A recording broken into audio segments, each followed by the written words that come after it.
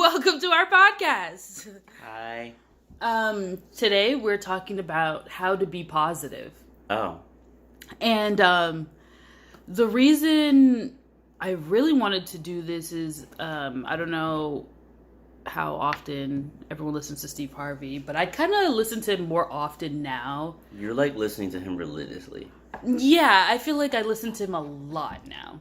And he was talking about thinking positively about your situation and being grateful every step of your life's journey. Mm-hmm. And what he was really talking about was I just like how nonchalant he really is about it. He's just like, if you haven't tried it, just try it and see how that works out for you, because obviously what you were doing hasn't really been working out for you. Right. And I feel like it's hard to stay positive when everything keeps hitting the fan. Mm-hmm. That's true. But it's just like there's a lot of self-help books of being positive and all this stuff.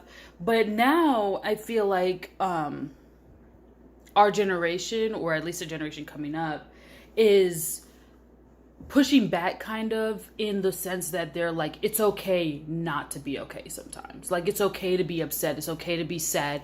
It's a human emotion, and you're allowed to feel those things. I mean, I agree with it, because, I mean, you can't always be on the up and up, you know, and there's no saying that when you get down that you're going to be immediately right back up.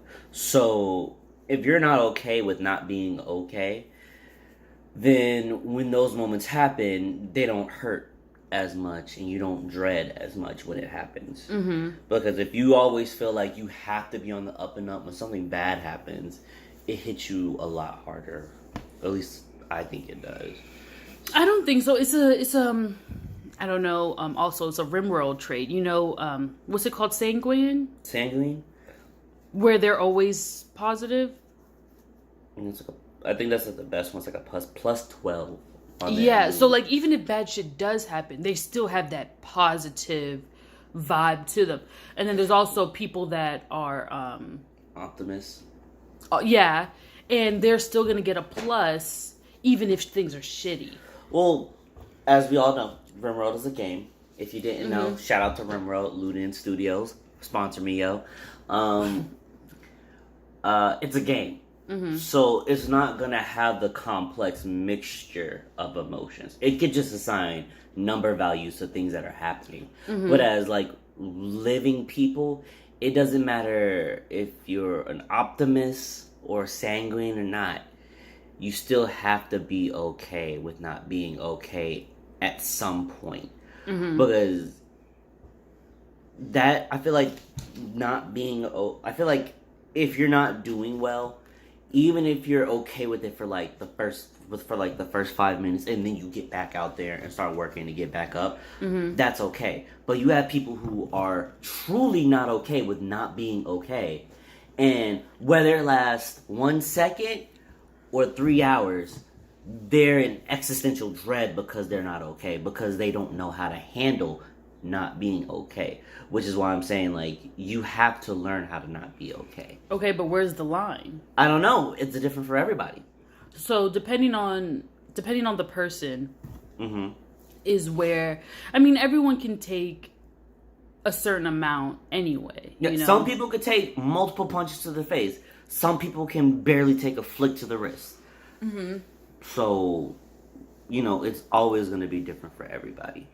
You know, but depends on how you were raised and your normal mannerisms and who you have around you to encourage you or discourage you or whatever.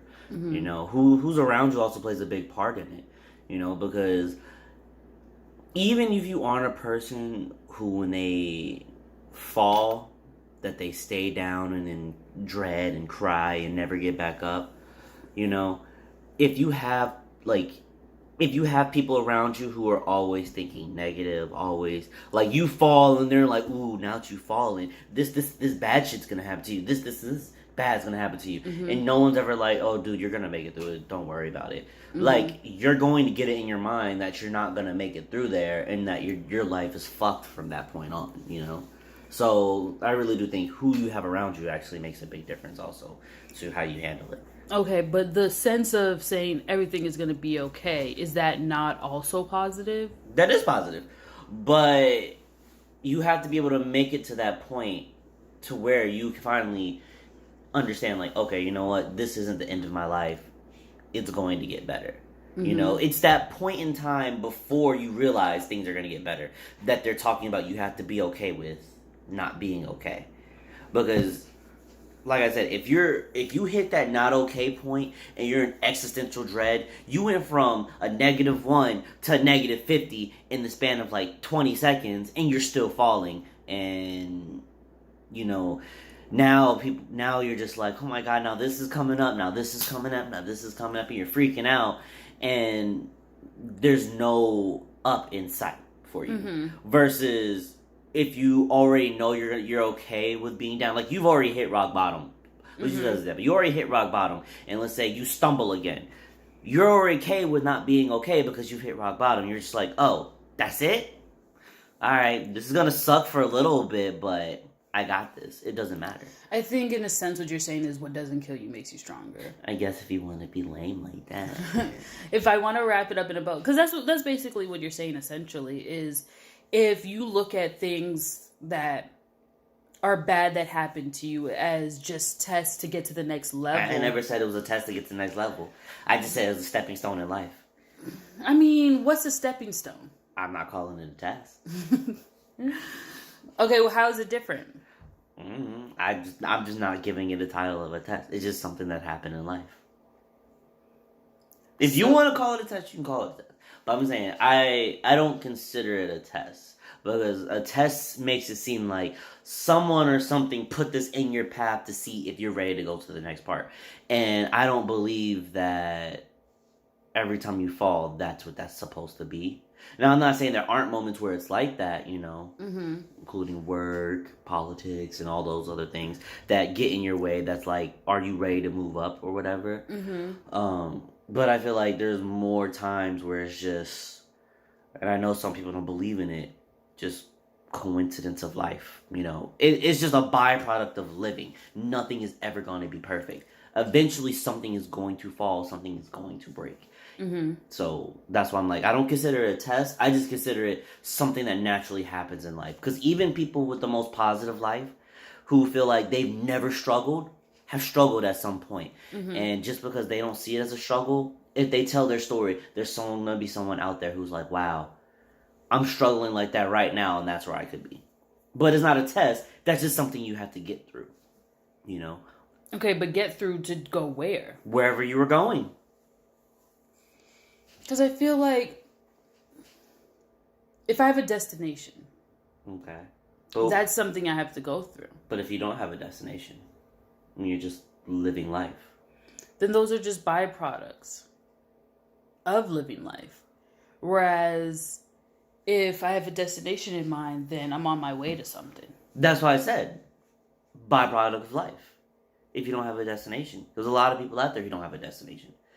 You can ask a lot of people, what's your 5-year plan? What's your 10-year plan? There's a lot of people that are going to be out there like, I honestly have no idea. At this point, I'm just living life. And while you're living life, bad things are going to happen. And it's not a test. It's just you're living life and this is just happening. Everything is random. Yeah. That's a very depressive outlook, though. I don't think so. Why? I just feel like living life, things are gonna happen, you know, because right now we're really modern, so we have modern problems. But think about way back when people just lived in farming villages and bullshit like that. You just out there farming to feed your family and living your life. You happy as a farmer. You not trying to come up and be a lord or a vassal and trying to go out into battles and fight. And then some people raid your village and murders everybody there. Was that a test? Or were you just happily living your life as a farmer and something happened and it fucked it all up?